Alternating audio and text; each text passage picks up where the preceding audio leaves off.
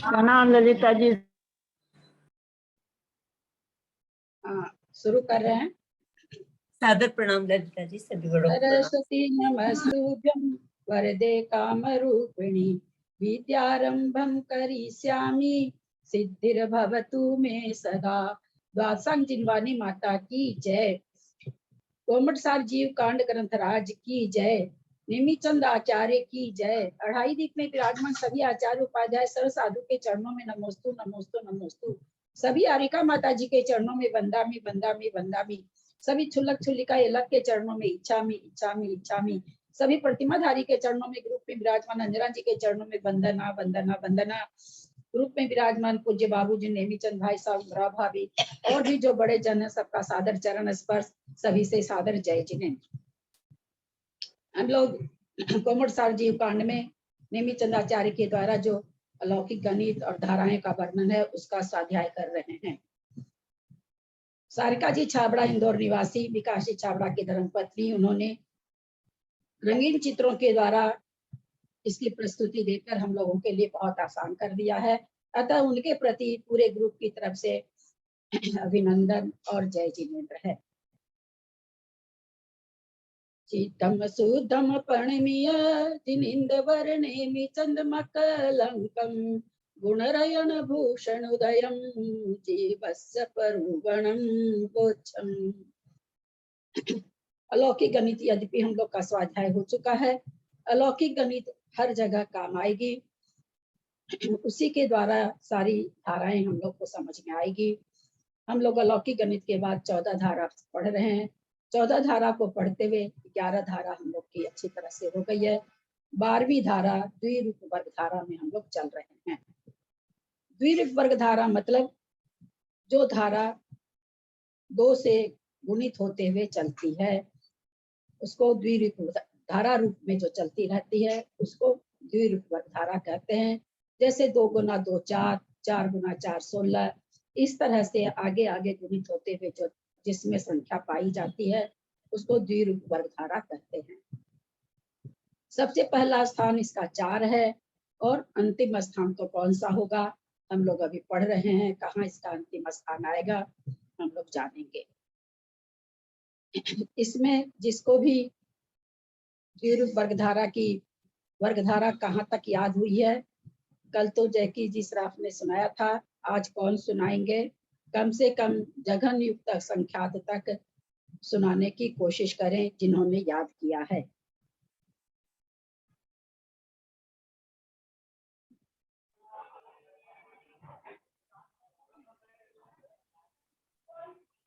किसी ने याद नहीं किया, कैसे समझेंगे आगे?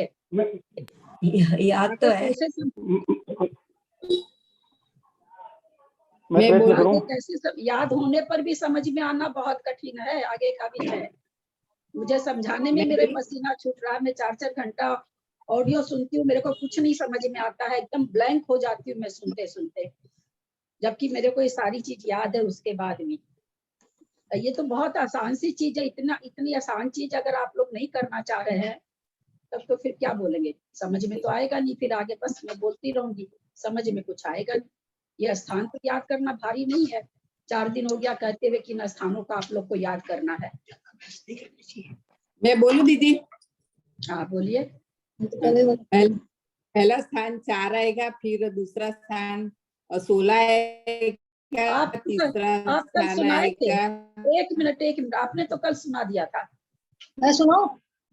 हाँ सुनाइए, आपने तो कल सुनाया था। हाँ। पहला स्थान पहली संख्या है, दूसरी 16, तीसरी 256, चौथी 59, 65, 536 और 5वीं बादाल 42 से शुरू होती है, 6ठी 31। इसमें मतलब 59 इंटू 59 तो बादाल आएगी और बादाल इंटू 61 आएगी। 61 18 से शुरू होती है। इसके बाद हमारी जगन परित संख्यात आएगी। इसके बहुत बता दूं वो वर्षला का। हाँ इकट्ठे के बाद, हाँ वही तो द्विरूप वर्गधारा के सारे स्थान तो बताने हैं आपको। हाँ तो इकट्ठी के बाद इकट्ठी 6 आ गई, वर्षला का 6 आई है इकट्ठी की। और इसका अर्धछेद स्थान भी बताइए, स्थान भी बताते जाइए। स्थान तो 42 इंटू 18, इसका स्थान आएगा वो मतलब 2 पर 64 की पावर आ गई इसका। इसका वो आ गया इसका अर्धछेद, और स्थान इसका आ गया 6 इकट्ठी का। हाँ, और फिर उसके बाद आएगा उसके बाद आएगी जघन परित असंख्यात। उसको हम इकट्ठी इंटू इकट्ठी करके असंख्यात बार जब उसका वर्ग दे लेंगे। असंख्यात, असंख्यात अभी कहाँ से आएगा बोलिए? संख्यात बार कह रही हूँ मैं, संख्यात बार। हाँ, संख्यात बार जब हम उसको वर्ग कर लेंगे, उसके बाद हमारी वर्गशिलाक आएगी। ठीक है। उसके बाद फिर हम संख्यात बार फिर इसका अर्धछेद करेंगे। वो संख्यात बार जब वर्ग करेंगे तब हमारी वो अर्धछेद रहेगा इसका इकट्ठी, वो इसका जगत परित असंख्यात।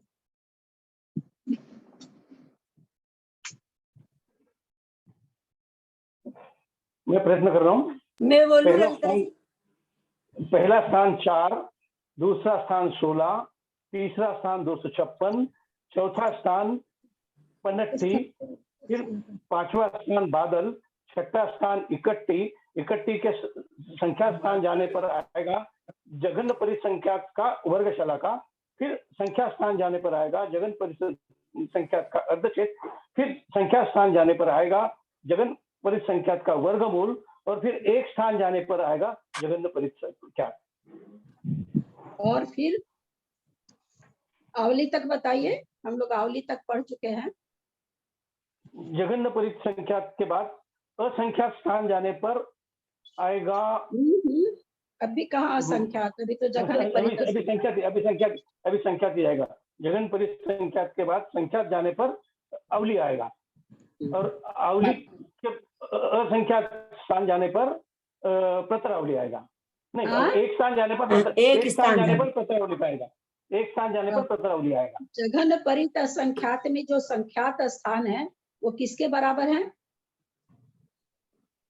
संख्यात के, युक्त संख्यात के, युक्त संख्यात के। जघन परित संख्यात के बाद जो जघन युक्त संख्यात आ रहा है वो स्थान किसके बराबर है? आवली के बराबर। जघन अपरित संख्यात परिसंख्यात वर्ग छेद बराबर आवली के बराबर। जघन युक्त संख्यात आवली के बराबर बताया था ना बाबा ने। प्रश्न समझे बिना उत्तर नहीं दें त्रिशला जी। मैं क्या पूछ रही हूँ, आप आवली कहाँ ले आए? आवली में वगैरह तो बात ही नहीं आ रही है। जघन परित संख्यात के बाद जघन युक्त संख्यात आने के लिए किसके बराबर कहा गया है कि उतने स्थान जाना पड़ेगा? कितने स्थान, कौन से स्थान के बराबर? जघन परित संख्यात के छेद। जघन परित संख्यात के छेद मात्र स्थान जाने पर जो संख्या आएगी वह जघन युक्त असंख्यात आएगी। यहाँ पर हम समझें, जघन, हम लोग अलौकिक गणित में पढ़ चुके हैं।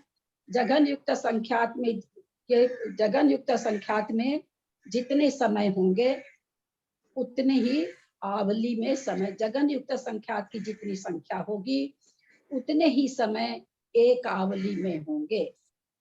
जघन युक्त संख्यात की संख्या के बराबर ही समय एक आवली में होंगे। ये हम लोगों ने अलौकिक गणित में जाना था। सामान्यतः हम लोग कहते हैं आवली में असंख्यात समय होते हैं। वो असंख्यात किसके बराबर है? तो जघन युक्त संख्यात के बराबर है। यानी एक आवली में कितने समय? तो जघन युक्त असंख्यात समय है एक आवली में, जो हम सामान्य से कह देते हैं असंख्यात समय होते हैं आवली में। यहाँ पर परफेक्ट आ गया कि कितने समय, तो जघन युक्त संख्यात समय होते हैं आवली में।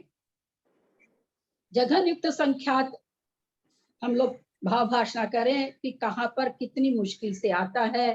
पहले तो जघन परित संख्यात हम सब जान रहे हैं, कुंड विधान कितना मुश्किल से वो कहाँ जाके कुंड बनता है, उसकी सरसों के बराबर है। उसके बाद जघन युक्त संख्यात लाने के लिए जघन परित संख्यात का क्या करना पड़ता है? बिरलंदेय करना पड़ता है। बिरलंदेय। जगन परित संख्यात विरलंदेय करना जगन परित पड़ता संख्यात है। तदनुसार समय। यानी जघन परित संख्यात को जघन परित संख्यात बार लिख करके जघन परित संख्यात आपस में गुणा करना पड़ता है। सोच सकते हैं कितनी बड़ी राशि होगी। उतने समय होते हैं एक आवली में। एक आवली में कितने समय, तो इतने समय। अब यहाँ पर एक प्रश्न आप लोगों को आना चाहिए था, उठना चाहिए था मन में कि जघन परित संख्यात से आप तुरंत जघन युक्त संख्यात कैसे ले आए। यहाँ पर आपने शलाका वर्ग शलाका भी नहीं लाए और अर्ध छेद भी नहीं आया, जबकि ऊपर हम देख रहे हैं इकट्ठी के बाद में वर्ग शलाका आई है, वर्ग शलाका के बाद छेद आए हैं। छेद, इसका क्या मतलब है? इकट्ठी के बाद जघन परित संख्यात की वर्ग शलाका, इससे हम क्या समझें? वर्ग शलाका छोटी होती है। नहीं, वर्ग शलाका छोटी होती नहीं, पूछना चाह रहे हैं। जैसे पन्नट्ठी के बाद बादाल आया, पन्नट्ठी में कितने अक्षर थे, कितने अंक थे? 5 थे। बादाल में कितने अंक आए? 10 आ गए। इकट्ठी में कितने अंक आ रहे हैं आप लोग देखेंगे तो 20 अंक है शायद, जहां तक मुझे ध्यान है। तो हम देख रहे हैं कि एक स्थान एक बढ़ रहा है, लेकिन संख्या कितनी बढ़ रही है? एक स्थान बढ़ने पर भी संख्या कितनी बढ़ रही है। और यहाँ पर इकट्ठी के बाद कितना स्थान जाना पड़ रहा है? संख्यात स्थान, जिसको हम लोगों ने कल भाव भाषणा की थी कि जहां भी संख्यात लिखा रहे अथवा खाली असंख्यात लिखा रहे अथवा केवल अनंत लिखा रहे, तो वहां हमको न जघन्य लेना है न उत्कृष्ट लेना है, मध्यम का ही कोई भेद आएगा। तो संख्यात मतलब यहाँ देखिए 5 अंक के बाद में द्विरूप वर्ग धारा में 10 अंक की संख्या आ रही है, उसके बीच की कोई संख्या नहीं आ रही है। ये हमें यहाँ भाव भाषणा करनी है। क्या समझना है? 4 आया था, 4 के बाद सारे बीच की संख्या गोल हो गई, 16 आया द्विरूप। आप अपना ये ठीक करिए तो जी।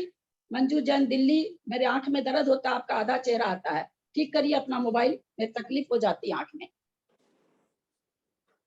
तो हम क्या देख रहे हैं कि द्विरूप वर्ग धारा में समझने की कोशिश करेंगे। 4 के बाद 16 आया, उसके बीच की सारी संख्या खत्म। 16 के बाद 256 आया, सारी संख्या खत्म। यानी उसके बीच में संख्या तो है, लेकिन वो द्विरूप वर्ग धारा में नहीं आएगी, कृति धारा में आएगी, सर्वधारा में आएगी। समझिएगा, क्योंकि बाद में आप लोग को होमवर्क मिलेगा। 16 से लेके 256 के बीच की संख्या कोई कृति धारा में भी आएगी, कोई घन धारा में भी आएगी, और सर्वधारा में तो सभी आएगी। लेकिन द्विरूप वर्ग धारा में 16 के बाद 256 आएगा। फिर आचार्य कह रहे हैं 256 के बाद भैया सीधे 65,536 वाली संख्या है, वो आएगी। 5 अंक की हो गया, 3 के बाद 5 अंक हो गया। 65,536 के बाद सारे स्थान खाली चले गए, सारी संख्या खाली चली गई। कहाँ पहुंचे? बादाल में जब पहुंचे तो बादाल है वह द्विरूप वर्ग धारा में आएगा। यानी संख्या क्या हो गई? 10 हो गई। 5 की जगह अंक कितने हो गए? 10 अंक प्रमाण हो गई। बादाल के बाद कहते हैं सारे स्थान यूं ही चले जाएंगे, जब इकट्ठी आएगा तो वो इकट्ठी द्विरूप वर्ग धारा में आएगा। तो यहाँ हम क्या हम पकड़ाना चाह रहे हैं आप लोग को कि इकट्ठी के बाद कितने स्थान चले गए? संख्यात स्थान। संख्यात मतलब 2 4 नहीं, अच्छे खासे संख्यात स्थान चले गए। द्विरूप वर्ग धारा में कोई संख्या नहीं आई। हमको यहाँ ये समझना है, इकट्ठी के बाद में कोई संख्या नहीं आई। जघन परित संख्यात कितना बड़ा है ये हम कुंड विधान से जान चुके हैं। तो क्या करें, उसके बाद कौन सी संख्या आएगी? तो जघन परित संख्यात की वर्ग शलाका आएगी। फिर कितने स्थान खाली जाएंगे? क्योंकि हम लोग जान रहे हैं कि वर्ग शलाका अर्धछेद से बहुत छोटा होता है।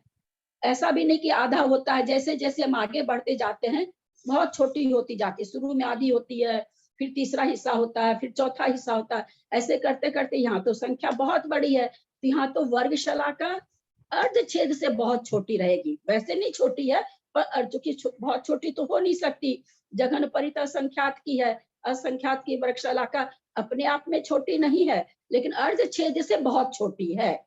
जगत परित असंख्यात के अर्ध छेद से बहुत छोटी है। उसके बाद कहते हैं द्विरूप वर्ग धारा में कौन सी संख्या आएगी? बोला संख्यात स्थान जाते जाइए, जाते जाइए, जाते जाइए, जाते जाइए।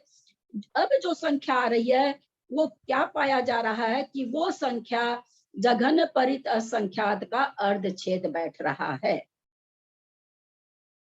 जैसे आपने 4 वस्तु कोई खरीद के लाए, घर में आए, घर में देख रहे हैं कि अरे 4 वस्तु तो यहाँ भी पड़ी है। तो उसी तरह से संख्यात स्थान आप वर्ग करते रहे, वर्ग करते रहे, करते करते द्विरूप वर्ग धारा में वो स्थान नहीं बैठ रहा। जहां जाके स्थान द्विरूप वर्ग धारा में बैठा, वो संख्या जो वहां पर आई, हमने पाया कि वो संख्या जघन परित असंख्यात के छेद के बराबर है। पकड़ में आ रही है कि नहीं बात? सबको समझ में आ रहा है? परित असंख्यात का जो छेद है वो अर्ध छेद में लेंगे ना इसको। परित असंख्यात का जो छेद है उसे अर्ध छेद में लेंगे ना। अर्ध छेद की बात कर रहे हैं ना, जो आपने बताया वो जो संख्या आएगी जघन परित असंख्यात के छेद आएगी, तो छेद से मतलब अर्ध छेद का मतलब है ना आपका। आप लोगों को बहुत पहले ही बता दिया गया कि छेद भी नहीं लिखा रहेगा, छेद लिखा रहेगा। तो वो प्रश्न तो अपने को करना ही नहीं है, वो शुरू में ही बता दिया गया। सूच्यांगुल की जगह सु लिखा रहेगा, छेद की जगह छे लिखा रहेगा। ये बात पहले आ चुकी है। यहाँ तो छेद तो लिख दिए हैं, जब हम जीव कांड पढ़ेंगे तो वहां केवल 6 आएगा। तो इस तरह से यहाँ चलते चलते हम लोग क्या पा रहे हैं, जघन परित असंख्यात का वर्गमूल आया। अब वर्गमूल से जघन परित असंख्यात एक स्थान जाने पर क्यों आ गया? तो इसलिए जघन परित असंख्यात का वर्गमूल मतलब जघन परित असंख्यात का जो पावर है, जो जघन परित असंख्यात वो कैसे आ रही है? जघन परित असंख्यात के वर्गमूल का पावर करने से आ रही है ना। तो पावर मतलब 2 का पावर करने से, 2 अर्ध छेद, 2 जितना पावर होता है उतना अर्ध छेद होता है। हम लोग को ये पता है, अभी तक बिल्कुल याद हो गया होगा। जिस संख्या का जो पावर रहता है उस संख्या का अर्ध छेद उतने ही होते हैं। दे के ऊपर विरलन राशि जो रहती है, विरलन राशि इज इक्वल टू वो जो विरलन दे करके राशि आएगी उसके अर्ध छेद होंगे। फिर समझेंगे, दे मतलब नीचे की राशि, विरलन माने ऊपर की। दे मतलब जिस राशि को हम विरलन करेंगे, बिखेरेंगे, कितनी बार बिखेरेंगे। तो विरलन दे राशि से जो गुणनफल करके राशि आती है, उस राशि के अर्धछेद कितने होते हैं? जितना उस राशि का विरलन होता है। ये हम लोग जान चुके हैं कि अर्धछेद उसके ऊपर पावर रहता है उसके बराबर होता है। और अर्धछेद का छेद जब करते हैं तो क्या होता है? अर्धछेद का छेद करने पर क्या प्राप्त होता है? वर्गशलाका। अब यहाँ पर जघन परित असंख्यात का वर्गमूल को स्क्वायर करेंगे, स्क्वायर अर्धछेद हो गया, शलाका कितनी होगी? 1 होगी। और इसीलिए चूंकि शलाका 1 है तो एक स्थान जाने पर सीधे जघन परित असंख्यात का वर्गमूल के बाद में एक स्थान जाने पर ही जघन परित असंख्यात आ गया, क्योंकि उसका स्थान 1 निकलता है। वर्गशलाका 1 निकलती है। वर्गशलाका स्थान को भी कहते हैं। ये हम लोग पहले बहुत अच्छी तरह से समझ के आ चुके हैं। अब यहाँ पर दूसरा प्रश्न ये खड़ा होता है, जघन परित असंख्यात के बाद आपने संख्यात स्थान जाने पर जघन युक्त असंख्यात कैसे ले आए? आपको पहले जघन युक्त असंख्यात की वर्गशलाका लानी थी, जघन युक्त असंख्यात का अर्धछेद लाना था, जघन युक्त असंख्यात का वर्गमूल लाना था, फिर जघन युक्त असंख्यात लाते। आप एकदम से छलांग कैसे लगा दिए? सारी चीजें कहाँ गायब हो गई? तो आचार्य ने, हम लोग इसको पहले चपी कर चुके हैं, सिद्धांत के रूप में आज बता रहे हैं। आचार्य ने नियम दे रखा है कि जो राशि विरलन और देय के द्वारा प्राप्त होती है उसके अर्धछेद और वर्गशलाका द्विरूप वर्ग धारा में नहीं आती है। फिर समझेंगे, जो राशि विरलन और देय के द्वारा प्राप्त होती है उस राशि का वर्ग शलाका और अर्धछेद विरलन देय राशि में द्विरूप वर्ग धारा में नहीं आती है। जैसे जघन युक्ता संख्यात कैसे आ रही है, जघन परिता संख्यात देय बना रहे हैं, जघन परिता संख्यात विरलन बना रहे हैं, विरलन और देय से आ रही है। तो आचार्य ने ये सिद्धांत दिया है, ये नियम दिया है कि जो संख्या विरलन देय राशि से प्राप्त होती है उस राशि का वर्ग शलाका और अर्धछेद द्विरूप वर्ग धारा में नहीं आते हैं। यही कारण है कि यहाँ जघन परित संख्यात के बाद में द्विरूप वर्ग धारा। देखिए, अपने मन में इस चीज को बैठाने की कोशिश करिए कि द्विरूप वर्ग धारा में अब हम संख्या खोज रहे हैं कौन सी आएगी, तो जघन परित संख्यात के बाद सीधे जघन युक्ता संख्यात आएगी। बीच के सारे स्थान गायब हो गए, कोई संख्या नहीं आएगी द्विरूप वर्ग धारा में। ये यहाँ पर हमको सोचना, जघन परित संख्यात पर पावर जघन परित संख्यात, यानी जघन परित संख्या द्विरूप वर्ग धारा में आया है, उसके बाद सीधे कौन सी संख्या आ रही है, जघन युक्त असंख्यात आ रही, यानी बीच के सारी चीज खत्म हो गई, कोई चीज भी इसमें द्विरूप वर्ग धारा के में फिट नहीं बैठेगा। द्विरूप वर्ग धारा मतलब उसी को उसी से मल्टीप्लाई करते जाना। तो जघन परित संख्यात को जब हम जघन परित संख्यात से मल्टीप्लाई करेंगे तो क्या आ जाएगा, जघन युक्ता संख्यात आ जाएगा। इसलिए बीच की कोई संख्या नहीं आई। नियम समझ में आया? अच्छा, इस नियम को फिर से बोलो ना, आया। एक बार फिर से बोलो ना, जिस राशि विलन देश राशि से प्राप्त होती है वह, दीदी आवाज एकदम कट के आ रही है। मेरी आवाज जिस कट के आ रही राशि नहीं दीदी, जिस राशि हम बोल रहे विलन हैं, देश बोल रहे हैं, से जैसे प्राप्त जी हम बोल होती रहे हैं। है, अभी तो हम इसको एक बार क्या पता कितनी बार बोलेंगे, आप धैर्य रखें, बहुत बार बोलूंगी मैं। हाँ सिद्धांत, हाँ। हमने अभी क्या जाना कि मैंने ये कहा कि आप लोग शंका क्यों नहीं उठाए, जघन परित संख्यात के पहले जघन परित संख्यात की वर्ग शलाका आई, उसके अर्धछेद आए, फिर वर्गमूल आया, फिर वो संख्या आई। अब जघन परित संख्यात के बाद जघन युक्ता संख्यात जो आ रहा है, तो इसके बीच के वर्ग शलाका अर्धछेद वर्गमूल कहाँ गए, वो क्यों नहीं आए, यहाँ ये प्रश्न खड़ा हुआ। तो इस प्रश्न के उत्तर में आचार्य ये नियम दे रखे हैं कि जो राशि विरलन देय से उत्पन्न होती है उस राशि के वर्ग छेद और वर्ग शलाका द्विरूप वर्ग धारा में नहीं आते हैं। ये चीज हम कल समझा चुके थे 4-16 वगैरह में। आज देखे कोई एक शंका उसमें उठनी चाहिए, कोई भी उठा पाते हैं कि नहीं, जबकि कल इस पर बहुत अच्छी तरह से हम लोग एक एक अंक को लेकर के कल की क्लास हुई है। ये तो आज तो हम यहाँ पर तो आज आई, यहाँ पर शंका उठी तब, ये चीज हम कल ही आप लोग को बता चुके हैं।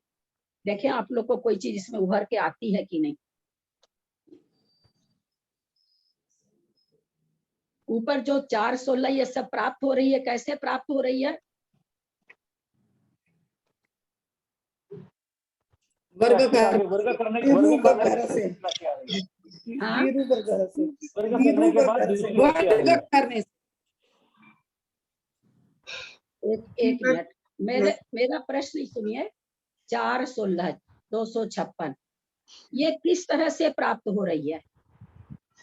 वर्ग करने, क्या पहले 4 राशि का वर्ग करने वर्ग पर करने 16, अगली 16 राशि का आती है। वर्ग करने पर 256। वर्ग करने का मतलब क्या? विरलन देय, हाँ बिल्कुल। विरलन देय से प्राप्त हो रही है। जब प्रश्न जिस परिप्रेक्ष्य में किया जाए उसी परिप्रेक्ष्य में उत्तर होना चाहिए। अभी हम क्या समझ रहे हैं, विरलन और देय समझ रहे हैं, तो इसका उत्तर ये होगा कि भाई 4 कैसे आया, 2 पर 2 का पावर, 2 को हमने 2 बार बिखेरा, है ना। 16 कैसे आया, तो 4 को हमने 1 बार बिखेरा, 4 चौक 16। 256 कैसे आया, 16 को 16 बार जोड़ा, 16 बार बिखेरा, तो 256 आया। ये सारी राशियां कैसे आ रही है, विरलन देय से आ रही है।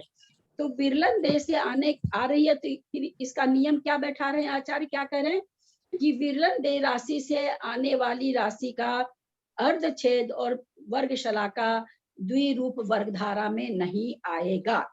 कल हमने एक एक राशि लेके वर्ग शलाका और अर्धछेद बताया गया था इसमें, किसको याद है यहाँ पर कहीं पर नियम खंडित होता है क्या? आप लोग को अभी तक तो प्रश्न आ जाना चाहिए था, क्योंकि कल ये क्लास हो चुकी थी। आज तो हमने सिद्धांत बताया है, कल हमने प्रज्युम करके बताया था कि देखिए ऐसा हो रहा है कि वर्गशला का अर्धछेद में ये संख्या नहीं आ रही है। कल का वीडियो आप सुनिएगा, बिल्कुल पूरा कल समझाया गया है। आप लोगों को कोई शंका नहीं बन रही है इसमें? इस नियम में कोई शंका नहीं बन रही है? जितनी संख्या हमारे सामने है, 6 संख्या हमारे सामने है, बाकी असंख्यात तो हम समझते ही नहीं है। जो 6 संख्या है, उस 6 संख्या में इस नियम के विरुद्ध कोई भाव भाषणा नहीं हो रही है क्या? 64 वाली संख्या 16 19।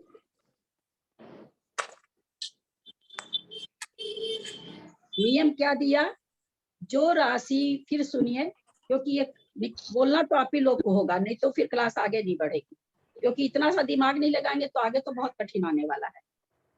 16 मैं और ये 64। कहूं, जो राशि विरलन और तेई से प्राप्त होती है, उस राशि की वर्गशला का और अर्धछेद द्विरूप वर्गधारा में नहीं आते हैं।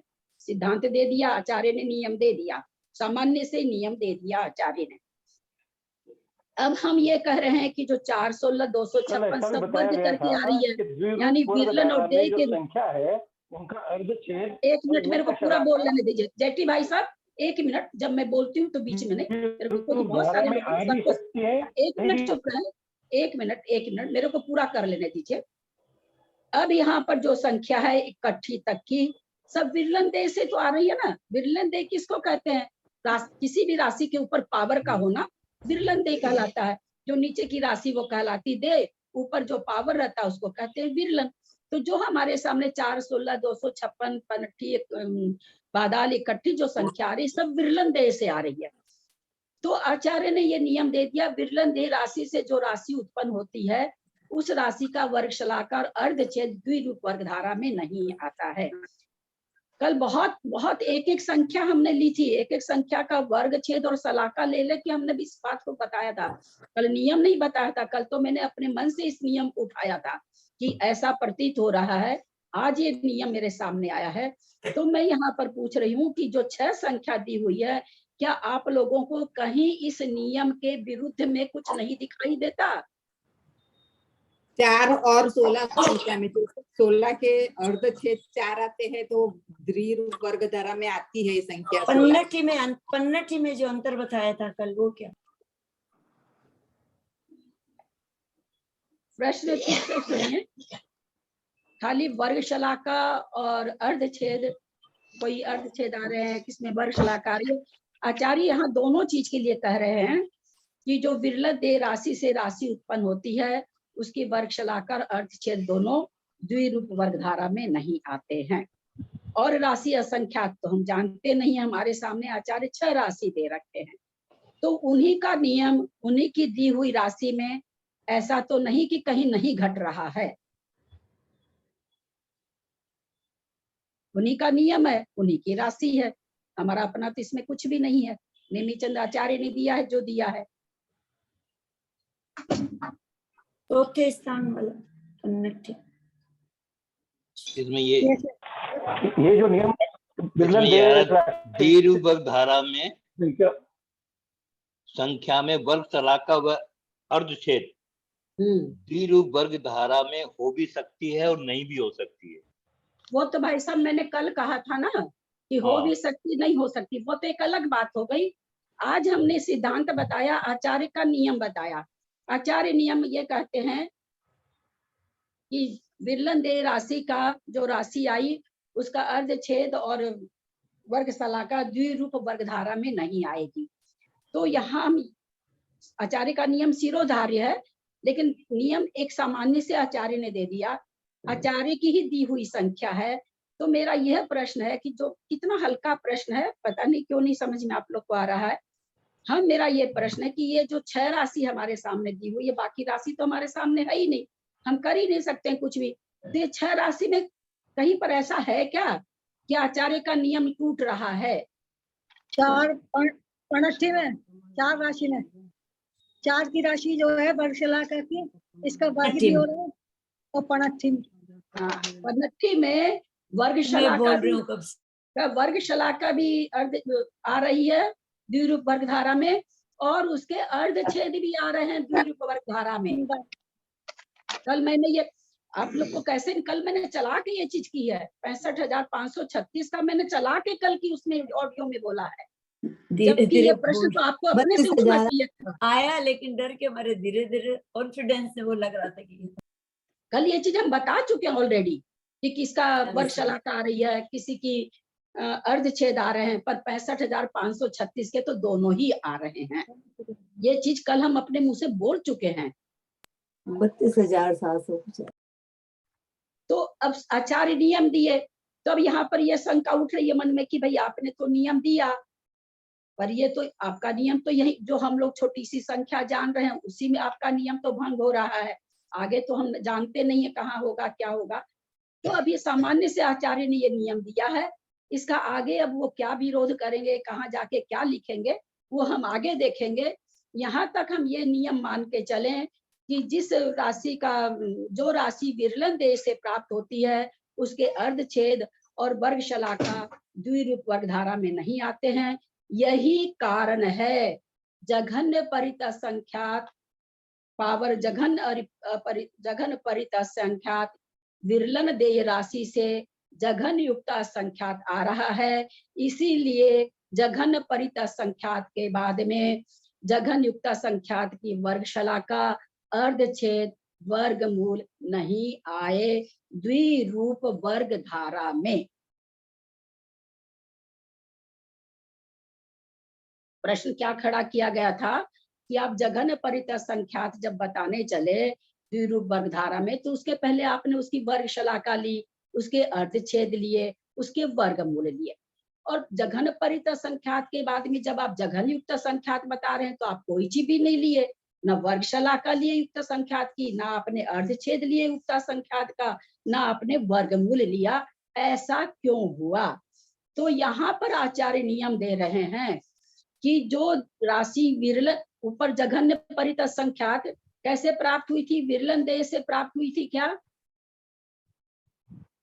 कौन सी? जघन परित संख्यात राशि कैसे प्राप्त हुई थी? वो तो कुंड विधान से प्राप्त हुई थी दीदी, विरलन देश से।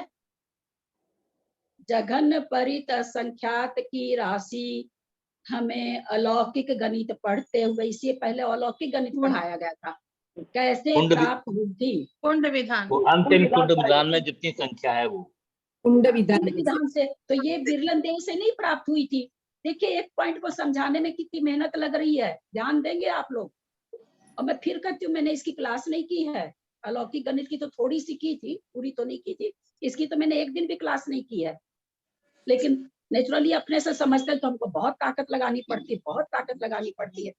अब यहाँ पर जघन्य परित संख्यात की वर्गशला का अर्थछेद क्यों आ गए? क्योंकि जघन्य परित संख्यात विरलन देश से नहीं प्राप्त हुई थी, कुंड विधान के द्वारा प्राप्त हुई थी। ठीक है, यहाँ तक समझ में आया सबको? आया।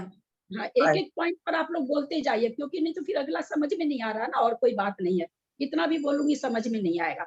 तो जघन परित संख्यात जब हमने प्राप्त किया था अलौकिक गणित में, तो हमने देखा था ये कुंड विधान से आई थी। जघन परित संख्यात प्राप्त होने के बाद में जब हमको जघन उत्कृष्ट असंख्यात प्राप्त करना था, तो उसके लिए हमको क्या प्राप्त करना था? जघन युक्त असंख्यात। तो जघन युक्त असंख्यात जब हमने प्राप्त किया तो वो कैसे किया था? विरलन देय राशि से।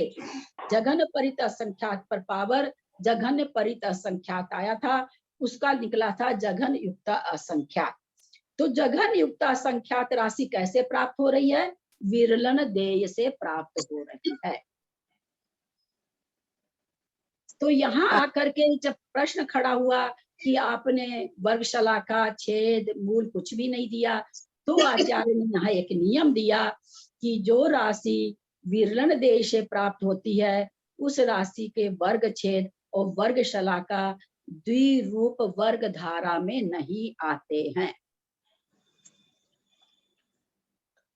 जैसे हम लोग देखें 4 के बाद 16, 256, पनट्ठी, बादाल, इकट्ठी, इकट्ठी के बाद कितने स्थान निकल गए, कितने संख्यात स्थान निकल गए।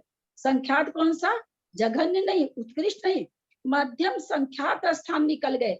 संख्यात स्थान निकलने का मतलब इतनी संख्या निकल गई। तब फिर कोई एक ऐसी संख्या आई, वो संख्या किसके बराबर थी, जघन्य परित असंख्यात के वर्ग शलाका के बराबर थी। और ये पाया गया कि वो राशि द्विरूप वर्ग धारा में फिट बैठ रही है, यानी इकट्ठी का पावर इकट्ठी, क्योंकि द्विरूप वर्ग धारा में आगे आगे की संख्या उसी से गुणित हो रही है। तो इकट्ठी, वहां जाके पता चला कि इकट्ठी का पावर इकट्ठी आ रहा है, और वो संख्या पाई गई जघन्य परित संख्यात की वर्ग शलाका भी है। फिर उसी तरह बहुत स्थान जाते गए गुना करते रहे, कोई संख्या नहीं फिट बैठी। फिर संख्यात स्थान गए, फिर जो संख्या आई वो संख्या पाई गई जघन्य परित संख्यात के छेद के बराबर है। तो वो द्विरूप वर्ग धारा में, सारी द्विरूप वर्ग धारा चल रही है अभी। द्विरूप घन धारा तो और भी भारी आने वाली है, द्विरूप वर्ग धारा ही चल रही है अभी। तो हमने ये पाया, तो ये सारी चीजें जब आई तब प्रश्न खड़ा हुआ कि जब आगे की संख्या द्विरूप वर्ग धारा निकालने के लिए हम ये 4 चीज निकालते हैं, वर्ग शलाका, अर्धछेद, मूल, तो आप जघन्य परित संख्या से जघन्य युक्त संख्या तुरंत क्यों निकाल दिए। तब आचार्य ने यहाँ नियम दिया कि जो राशि विरलन देह से प्राप्त होती है उसकी वर्ग शलाका है उसकी। ऐसा नहीं कि वर्ग शलाका तो विरलन देह राशि है तो वर्ग शलाका तो होगी, अर्धछेद हो गई, लेकिन जो अर्धछेद और वर्ग शलाका की संख्या आ रही है, जैसे अभी अपने लोगों ने देखा 4 का, 16 का, 256 का द्विरूप वर्ग धारा में नहीं आ रहा। तो उसी तरह ऐसा नहीं कि वर्ग शलाका और अर्धछेद नहीं आएंगे, सभी संख्या के आएंगे, लेकिन वो क्या है, इस द्विरूप वर्ग धारा में नहीं बैठेंगे। द्विरूप वर्ग धारा क्या है, आगे आगे की संख्या को पावर बनाते जाना, आगे आगे की संख्या को विरलन और देय दोनों करना, देय भी उस राशि को करना, विरलन भी उस राशि को करना। ये द्विरूप वर्ग धारा की हमने पहचान देखी। 2 दूनी 4, फिर 4 पर 4 पावर, फिर 16 पर 16 पावर, फिर 256 पर 256 पावर, फिर इकट्ठी पर पनट्ठी पर पनट्ठी पावर, फिर बादाल पर बादाल पावर, इकट्ठी पर इकट्ठी पावर। तो इस तरह हम देख रहे हैं कि उसी संख्या को दे, उसी संख्या को विरलन बना रहे हैं। तो यहाँ पर ये कहना चाह रहे हैं, विरलन दे राशि से जो संख्या आती है उसकी वर्ग शलाका और अर्धछेद द्विरूप वर्ग धारा में नहीं पाए जाते हैं।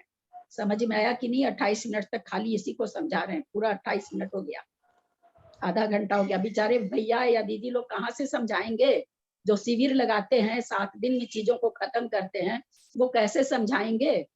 एक बार बोलते हैं, सिर्फ एक बार।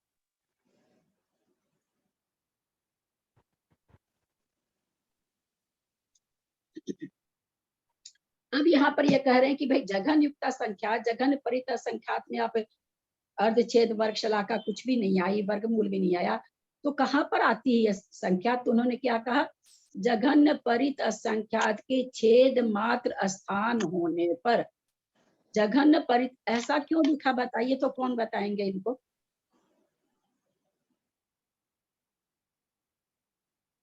यहाँ जघन्य परित असंख्यात क्या है, अर्धछेद है कि वर्ग शलाका है, क्या है ये, कैसे आ रही है राशि। उत्तर समझाने के बाद ये सब चीज तो अभी तक तुरंत दिमाग में आनी चाहिए।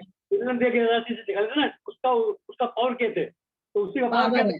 हाँ, तो पावर है तो क्या कहलाएगा, किसी भी राशि का पावर उस राशि का क्या होता है, अर्धछेद होता है। हाँ, पावर अर्धछेद होता है।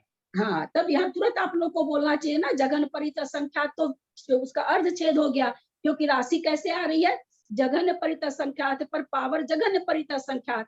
और हमने पाया है कि जिस राशि पर जो पावर रहता है वो पावर ही आने वाली राशि का अर्धछेद होता है ना। जैसे 4 पर पावर 4, राशि 16 राशि के अर्धछेद कितने होते हैं, 4 होते हैं। तो जिस राशि का जो पावर होता है उस राशि का वही अर्धछेद होता है। तो यहाँ पर देखिए कितने संक्षेप में कितनी बड़ी बात कह दिए हैं। अब यहाँ पर ये क्या कह रहे हैं कि कितना स्थान, अब अर्धछेद तो अलग चीज हो गई, और स्थान, हम स्थान को क्या कहते हैं? स्थान वर्ग शलाका है।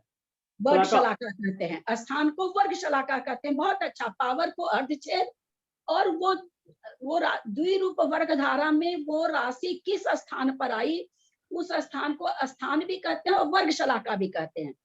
ठीक है, फिर से एकदम याद हो जाना चाहिए। अब देखिए क्या वो जघन्य परित संख्यात का अर्धछेद जो आएगा, जघन युक्ता संख्यात के अर्धछेद कितने आएंगे? जघन्य परित असंख्यात। ठीक है ना? जघन्य युक्ता असंख्यात के छेद कितने होंगे? जघन्य परित असंख्यात। जघन्य परित असंख्यात को की पावर है वो, समझ में आ गया। अब जघन्य परित असंख्यात का छेद हम करेंगे तो क्या आएगी? वर्ग शलाका। किसकी? वर्ग वर्ग शलाका। जघन्य परित असंख्यात। जघन्य युक्त जघन्य संख्यात की। नहीं, जघन युक्ता जघन्य संख्यात। जघन परित असंख्यात ऊपर चला गया। हाँ, जघन जघन्य। युक्ता से।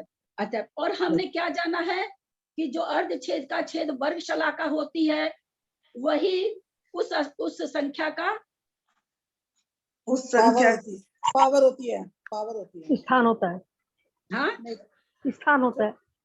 स्थान होता है। बहुत सुंदर।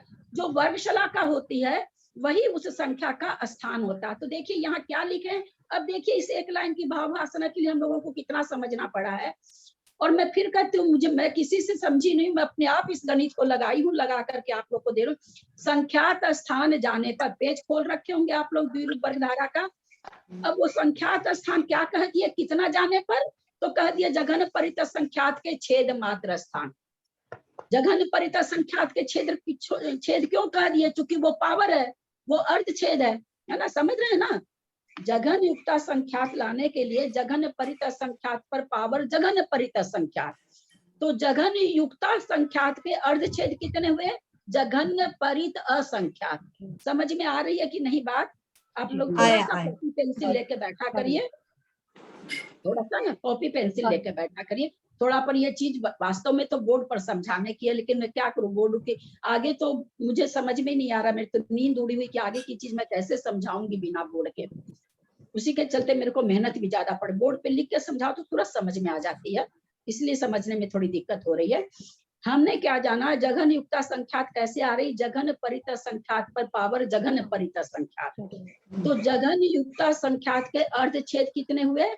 जघन्य परित संख्यात। जघन्य परित संख्यात। परित संख्यात। जघन्य परित संख्यात। जो लोग समझ रहे हैं सब बोले। मुझे समझ में नहीं आता है कि लोगों को समझ में आ रहा है कि नहीं आ रहा है। जघन युक्ता असंख्यात के अर्धछेद कितने होंगे? जघन परित जघन्य परित संख्यात होंगे। और फिर हमने क्या सीखा था? अर्धछेद के छेद निकालेंगे तो वो उसकी क्या होगी? वर्ग शलाका। यहाँ पर स्थान या वर्ग शलाका। वहाँ यहाँ पर किसकी वर्ग शलाका होगी? जघन युक्ता संख्यात का। बहुत सुंदर उत्तर। दूसरी चीज हमने क्या जाना कि जो वर्ग शलाका होती है वही उस संख्या का, किस संख्या का? जघन युक्ता असंख्यात का क्या होता है? स्थान होता है। तो यहाँ पर इन्होंने क्या कहा कि कितना स्थान जाने पर? तो कहते हैं जघन परित असंख्यात के छेद मात्र स्थान। क्योंकि पावर जघन परित संख्यात है तो अर्धछेद तो हो गए जघन परित संख्यात। अब ये कह रहे हैं जघन परित संख्यात की आप छेद निकाल लो, उतने स्थान आप आगे जाओ जघन परित संख्यात से, तो आपको जघन युक्ता संख्यात मिल जाएगा। आया कि नहीं पकड़ में? 2 लाइन में पढ़े हैं अपने लोग? आया। सबको आया ना? सब लोग बोले आ गया दीदी। भाई साहब को तो सबसे पहले आ जाता है। और लोग बोले। अब निमिचंद भाई साहब आप कुछ ज्यादा पढ़े हुए हैं क्या मैथमेटिक्स वगैरह में? क्योंकि आप मैथमेटिक्स ग्रेजुएशन से मैथमेटिक्स की। अच्छा, तभी आप बहुत जल्दी पकड़ते हैं चीज को।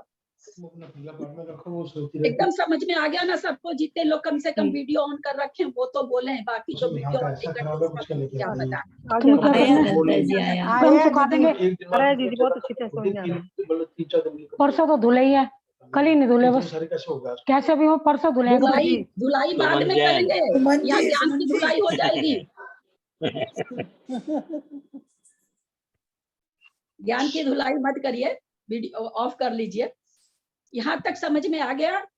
एक नियम तो ये समझ में आया कि यहाँ पर वर्ग शलाका अर्ध छेद क्यों नहीं दिए, तो इसलिए नहीं दिए कि जो राशि विरलन देश से प्राप्त होती है उसके वर्ग छेद और वर्ग शलाका और अर्ध छेद आगे की लाइन पूरी करें। नहीं होते। धारा में नहीं नहीं, ये द्विरूप वर्गधारा में नहीं आएंगे। हाँ, सेंटेंस ये पूरा होगा। द्विरूप नहीं आती है बोलने से कहाँ नहीं आती है, है ना? द्विरूप वर्ग। हाँ, वो राशि, वो संख्या, राशि मतलब यहाँ पर राशि मतलब संख्या, वो संख्या द्विरूप वर्गधारा में नहीं आएगी। इसलिए द्विरूप वर्गधारा के जब स्थान बताए जा रहे हैं उसमें जघन युक्त संख्यात की वर्गशलाका, जघन युक्त संख्यात का अर्धछेद, जघन युक्त संख्यात का वर्गमूल नहीं आया है। ठीक है, बिल्कुल समझ गए। अब हम लोग समझ, मैं अपने ही बोल रही हूँ, आप लोग तो हाँ बोलते ही नहीं है जी। अब हुआ कि भाई जघन परित संख्यात से कितनी दूर जाने पर जघन युक्त संख्यात आएगा। क्योंकि ये पावर से आ रही है तो एकदम आसान हो गया। स्थान, स्थान की संख्या तो हम जान ही नहीं रहे ना, हम स्थान समझ सकते हैं तो खूब बढ़िया से समझ में आएगा, आ गया। तो उसका पावर जघन परित संख्यात है। जघन परित संख्यात का अगर हम छेद कर दें तो छेद करके जो अंक आएगा उतने स्थान प्रमाण पर जघन युक्त संख्यात आएगा। वो स्थान आएगा, कौन से स्थान पर, तो वो स्थान आएगा। एकदम समझ में आ रहा है कि नहीं? जी आ रहा है।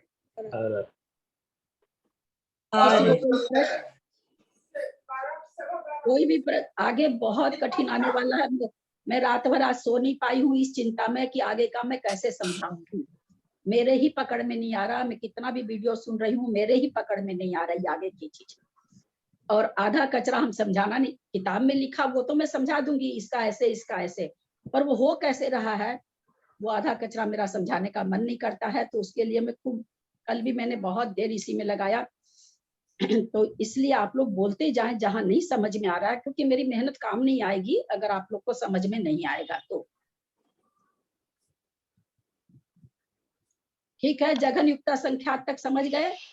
अब जघन युक्त संख्यात को आवली लिख दिया, इसका क्या मतलब हुआ?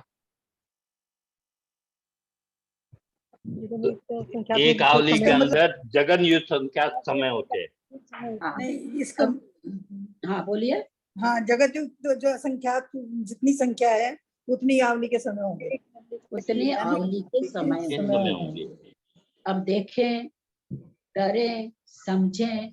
एक आवली कल हमने कहा था कि आप लोग चुटकी बजा के सेकंड देखिएगा और उसमें फिर आवली निकालिएगा कि चुटकी बजाने में कितनी आवली बीती। अब एक आवली में समय कितने, जघन युक्त असंख्यात, परित असंख्यात नहीं है, जघन युक्त असंख्यात।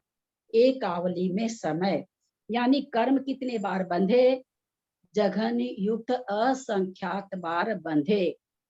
हमने राग द्वेष के परिणाम कितनी बार किए, जघन युक्त असंख्यात बार किए। हमारी बुद्धि में पकड़ में कुछ नहीं आ रहा, पर स्वाभाविक रूप से सब चीज अपने आप। कृष्णा जी अपने फोन को ठीक करिए भाई, मेरी आंखों पर बहुत जोर पड़ता है। आप लोग आधा आधा चेहरा दिखाते हैं तो मेन स्क्रीन पर है तो मेरे एकदम आंख में दर्द होने लगता है। तो एक आवली चुटकी बजाने में किन्हीं ने देखा होगा, किन्हीं ने प्रैक्टिकल किया होगा। तो मुझे तो जहां तक लगता है कि एक चुटकी बजाने में 2 सेकंड तो जरूर बीतते होंगे। अब 48 मिनट में कितनी आवली हम लोग को मालूम है। मैंने कहा था उसको 3600 से भाग दीजिएगा तो 1 सेकंड में कितनी आवली पकड़ में आ जाएगी, फिर 2 सेकंड में कितनी आवली हमें पता चल जाएगी। अब एक आवली में जघन युक्त संख्यात, तो चुटकी बजाने में कितने समय, कितनी बार कर्म बंद हो गया, कितनी बार कर्म निर्जरित हो गया, कितनी बार राग देश के परिणाम कर लिए। जाएगी तो देरी हो रही होगी तो मैं तो फोन करूंगी तो रिकॉर्डिंग खत्म कर। तो यहाँ पर हम क्यों पढ़ रहे हैं, इसीलिए तो इन चीजों को पढ़ रहे हैं ना, कि भाई जो हम आसानी से संख्यात असंख्यात आवली वगैरह बोल देते हैं। इस आवली में कितना क्या भरा हुआ है, इसी को जानने के लिए तो हम पढ़ रहे हैं, ज्ञान करने के लिए थोड़ी। ज्ञान तो अपनी जगह ज्ञान है ही है। ज्ञान क्यों करते हैं? जिससे हम अपने कर्म बंध कम कर सके, इसी के लिए ज्ञान किया जाता है। ज्ञान के लिए तो ज्ञान करना नहीं चाहिए। हम लोग कोई पंडित तो है नहीं कि कहीं जा करके रुपया पैसा लेके क्लास लेंगे तो चलो ज्ञान कर रहे हैं। हम लोग तो वैसे कुछ है नहीं। तो हम लोगों को तो क्या करना है, अपने पंच परावर्तन की ओर दृष्टि डाल करके अपने को ज्ञान करना है। यहाँ पर यह समझने की बात है, जघन युक्त असंख्यात कितना बड़ा है, कितनी मुश्किल से जघन परित असंख्यात आया था। फिर जघन परित असंख्यात को जघन परित संख्यात लिख करके जघन परित असंख्यात बार मल्टीप्लाई किए हैं, तब जाके जघन युक्त असंख्यात। और इतने समय आवली में, साधारण से हम एक आवली में असंख्यात समय होते हैं, एक आवली में असंख्यात समय कितना आसानी से बोल देते हैं बिना कुछ भाव भाषणा किए। अब हमको भाव भाषणा होगी जब हम। त्रिशला जी आप अपना वीडियो और मोबाइल ठीक करिए, मेरे आंख में बहुत दर्द होने लगा है। ठीक करिए, अपने मोबाइल को ठीक करिए आप पहले। अब हम जब बोलेंगे नहीं कुछ याद रहेगा हमें, पक्की बात है, हमें भी याद नहीं रहेगा। ये तो याद रह जाएगा कि आवली में बहुत सारे समय हुए थे भाई, वो असंख्यात बहुत बड़ा था। इतना तो कितना जघन युक्त नहीं याद रहेगा, पर ये याद रह जाएगा बहुत बड़ा असंख्यात आया था। वो तो इतना बड़ा, उतने समय होते हैं, बहुत बड़ा असंख्यात के जितने समय होते हैं। इतनी मोटी बात हमको अवश्य याद रह जाएगी। अब उसके बाद हम चल रहे हैं, ये सारे स्थान आप लोगों को याद करते जाने हैं, रोज आप लोगों को सुनाने हैं। सबको सुनाना चाहेंगे, बहुत अच्छी बात है, सबका सुना जाएगा। क्योंकि जितना ही बोलेंगे, जितना ही सुनेंगे, उतना ही याद रहने का क्या कहेंगे स्थिति बढ़ेगी, बहुत दिन तक याद रहने की स्थिति बढ़ेगी। इसलिए सबको याद करना है, क्योंकि आगे आगे समझने के लिए हमें पीछे की कहाँ पर वर्गशाला का आ रहा है, कितने स्थान जाने पर क्या आ रहा है, इस संख्यात स्थान असंख्यात स्थान हमें याद रहेंगे, तब तो भाव भाषणा होगी कि भाई कितने स्थान गए हैं, तब वो राशि द्विरूप वर्गधारा में आई है। संख्यात स्थान गए हैं, तब वो राशि द्विरूप वर्गधारा में आई है। और यहाँ पर तो हम असंख्यात स्थान गए हैं, और हम लोग ये जान चुके हैं कि असंख्यात का मतलब जघन्य असंख्यात नहीं, उत्कृष्ट असंख्यात नहीं, मध्यम असंख्यात का कोई भी भेद। तो हमें वहां भाव भाषणा होगी कि देखो असंख्यात स्थान जाने के बाद मतलब द्विरूप वर्ग धारा का गैप कितना बढ़ता जा रहा है। ये हमें भाव भाषणा कब होगी? जब हम इसके स्थान और विशेष संख्या याद रखेंगे, तब हमको भाव भाषणा ही तो करनी है। जितनी देर हम स्वाध्याय करेंगे उतनी देर के लिए हमारे शुभ कर्म बंधेंगे, और तो हम कुछ नहीं कर सकते। उतनी देर के लिए कोई अशुभ कर्म उदय में आ रहा तो हमको पता नहीं चलेगा। आज आपका वीडियो ठीक नहीं है त्रिशला जी, मेरे आंख में एकदम दर्द हो गया है। उतना ही हमारा, कम से कम उतनी देर के लिए हमारा रुका हुआ इन द सेंस उदय में आ रहा, पर हमको पता नहीं लग रहा। और हमें क्या चाहिए? कोई असाता वेदनी अगर हमारा बंधा हुआ है, वो उदय में आए, हमें पता नहीं चाहिए, तो और हमको क्या चाहिए? आता रहे उदय में। तकलीफ तो तब होती है ना। नहीं ठीक हो रहा आपका, थोड़ा नीचे मोबाइल को नीचे करिए थोड़ा सा, ताकि पूरे आए। आपके आधे चेहरे पर नाम आ रहा है, आधा चेहरा आपका दिख रहा है। तो असाता वेदनी उदय आई और हमको पता नहीं चला, इससे बढ़िया बात और क्या? तो आज जितनी देर हम क्लास में बैठते हैं, नियम से कोई भी तरह की असाता वेदनी उदय में नहीं आती है, न भूख लगती है, न प्यास लगती है। तो नेचुरली हमारे उस समय में उदय में आने वाले अशुभ कर्म भी, हाँ बस अशुभ कर्म भी हमारे खत्म हो गए, और बंद किसका हुआ? शुभ कर्मों का हुआ। तो हम इसको जितनी बार सुनेंगे, जितनी बार बोलेंगे, ग्रुप के सब लोगों को बोलना है, जितने भी लोग याद करेंगे सबको बोलना है। बिल्कुल इन स्थानों को याद रखना है। याद रखेंगे तभी आपको कालांतर में ये भाव भाषणा होगी कि देखो एक संख्या द्विरूप वर्गधारा में आ गई, उसके बाद दूसरी संख्या वापस द्विरूप वर्गधारा में कितनी दूर जाने के बाद आती है। यही तो यहाँ आचार्य बता रहे हैं, और थोड़ी कुछ बता रहे हैं। अभी तो वो सब तो आया ही नहीं है, कितने जीवों की संख्या, कितने अग्निकाय, कहीं अभी कोई जीव इसमें नहीं आ रहे हैं। अभी जीव का तो नाम ही नहीं है दूर दूर तक, अभी तो पल्ले नहीं आया है। तो इस तरह से हम ये समझने, याद करने की कोशिश करें अब देखिए कहते हैं जघन युक्ता संख्यात बराबर एक आवली। फिर कहते हैं एक स्थान जाने पर जघन असंख्याता संख्यात, क्योंकि जघन युक्ता संख्यात के बाद जो राशि हम पता कर किए थे अलौकिक गणित में, कौन सी पता किए थे? जघन असंख्याता संख्या। जघन असंख्याता संख्यात। इससे हम अगर उत्कृष्ट असंख्यात पता करना चाहेंगे तो कैसे पता होगी? -1। हाँ, सामने होगी ना आगे की संख्या। एक कम कर देंगे।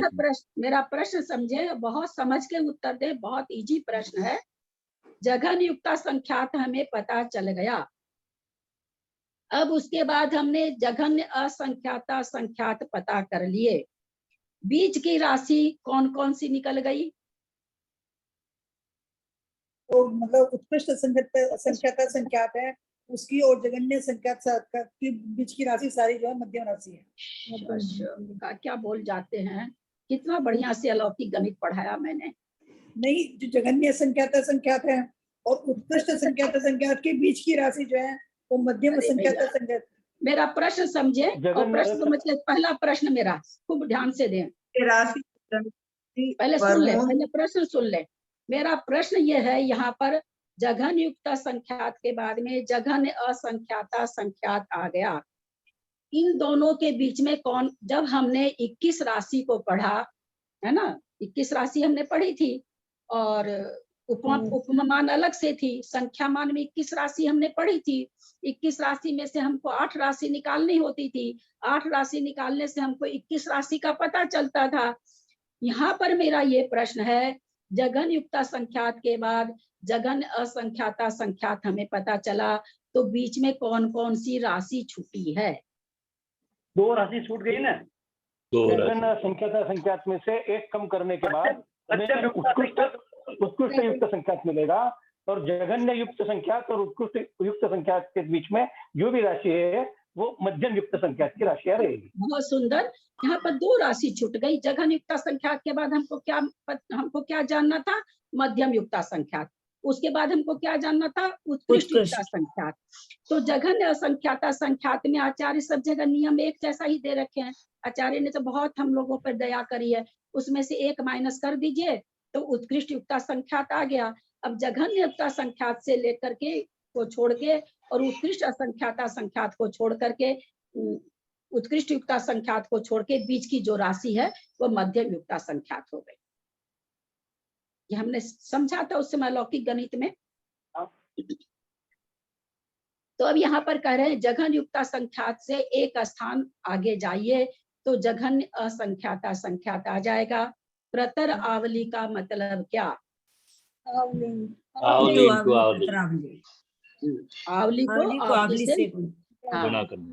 आवली की पावर। अब यहाँ पर बताएं कि यहाँ पर फिर इन्होंने वर्ग शलाका और अर्धछेद नहीं दिए, इसमें द्विवर्ग धारा, क्योंकि इसमें भी तो आवली को आवली से वही किया ना, आवली पर आवली का पावर दे दिया इन्होंने। आवली पर आवली तो का पावर। आवली को आवली से गुना कर रहे हैं, तो इस यहाँ पर भी विरलन देय हुआ है, क्योंकि आवली पर आवली का पावर, तो यहाँ पर भी विरलन देय हो रहा, इसलिए यहाँ पर भी वर्ग शलाका और अर्धछेद नहीं आया। बहुत अच्छा।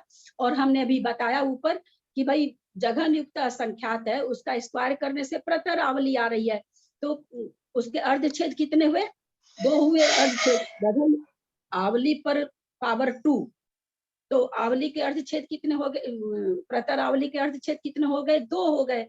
और 2 की वर्ग शलाका कितनी आएगी? 1 आएगी। तो इसीलिए आवली से एक स्थान जाने पर ही प्रतर आवली आ जा रही है ना। ज्यादा ऊपर कहीं संख्यात स्थान जा रहे हैं, कहीं असंख्यात तो भी आए नहीं है, संख्यात का ही चल रहा। यहाँ पर सिर्फ एक स्थान आते ही प्रतर आवली आ गई, चूंकि इसकी वर्ग शलाका 1 आ रही है, और वर्ग शलाका ही उस संख्या का, उस राशि का स्थान होता है। तो इसकी आवली पर पावर 2, तो 2 तो हो गया अर्धछेद। 2 का जब वर्ग शलाका निकालेंगे तो आएगा 1, और जो वर्ग शलाका होता है वही उसका स्थान होता है, इसलिए एक स्थान जाने पर प्रतर आवली आ गया। समझ में आया यहाँ तक? आया हमको तो। क्लास मेरा तो ध्यान ही 10:50 हो गया है। कल आप लोगों को यहाँ तक सुनाना है सबको, कम से कम जितने लोगों के वीडियो ऑन है अब डर से कल से वीडियो ऑफ कर लीजिएगा आप लोग। उषा तो जरूर कर लेगी, कोई करे या नहीं करे। जितने लोगों के वीडियो ऑन है, उषा आप निकाले हो कि नहीं इसका बुक? निकाली हो ना?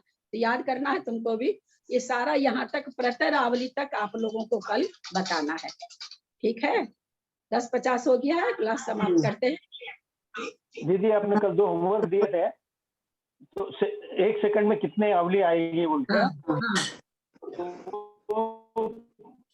5825 आ रही है। अरे बाबा रे बाबा, लो सुनो भाई, जो हम कभी 1 मिनट निकाले। 1 मुहूर्त की जितनी, अब सोचिए एक चुटकी में 1 कितने मिनट की सेकंड जितनी आए? अवली है, 1 मुहूर्त की जितनी अवली है उसको 48 से भाग दिया तो 1 मिनट की अवली आ गई। फिर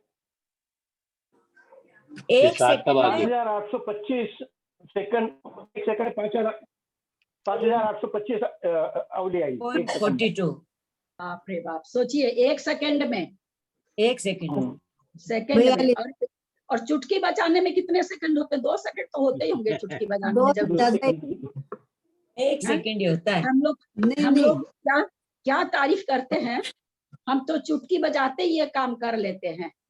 और चुटकी बजाते जो कितनी हो गई, वो 16,000 करीब हो गई होगी आवली, उसमें करम बांधे वो हमको होश नहीं आता है। काम हम कर लिए चुटकी बजाने में। देखिए कितनी आवली 1 सेकंड में निकाले हैं। उतनी बार एक आवली में जघन युक्त संख्यात समय है, उतनी आवली को जघन युक्त संख्या से मल्टीप्लाई करिए।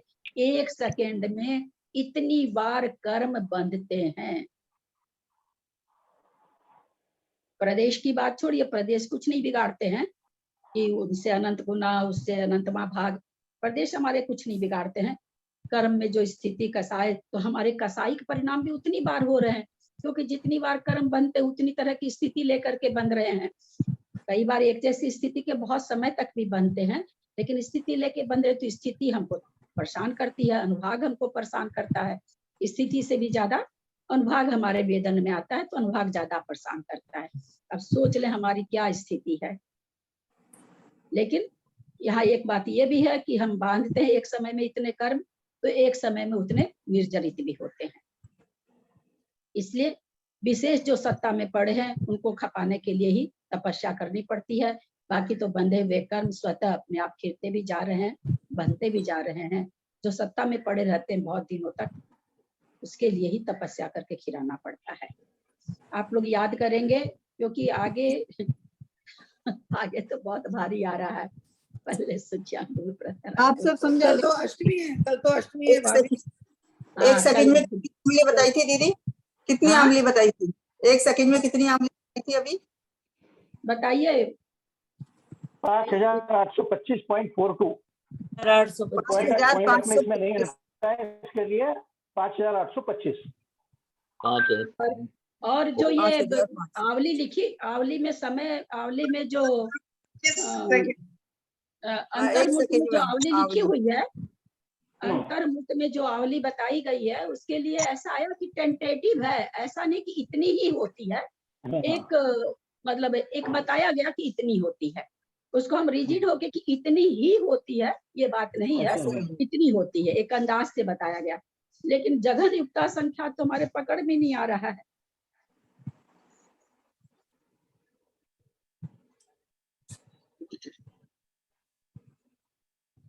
जिन वाणी स्तुति करते हैं, मात्रा पदवाक्यहीनं मया प्रमादादि किंचनोक्तम तन्मे क्षमित्वा विदधातु देवी सरस्वती केवल बोधलब्धि बोधि समाधि परिणाम शुद्धि स्वात्मोपलब्धि शिव सौख्य सिद्धि चिंतामणिं चिंतित वस्तुदाने त्वं वन्दमानस्य ममास्तु देवी। या वाणी के ज्ञान ते सुजे लोकालोक, सो वाणी मस्तक चढ़ो सदा दे तुम हो। हे जिन वाणी भारती तो ही जपू दिन रहे, जो तेरा शरण कहे सो पावे सुख चैन। देव भजू अरहंत को गुरु से हो निर्ग्रंथ, दया धर्म पाल सदा यही मोक्ष का बंधु। जिन वाणी माता की जय। नमोकार।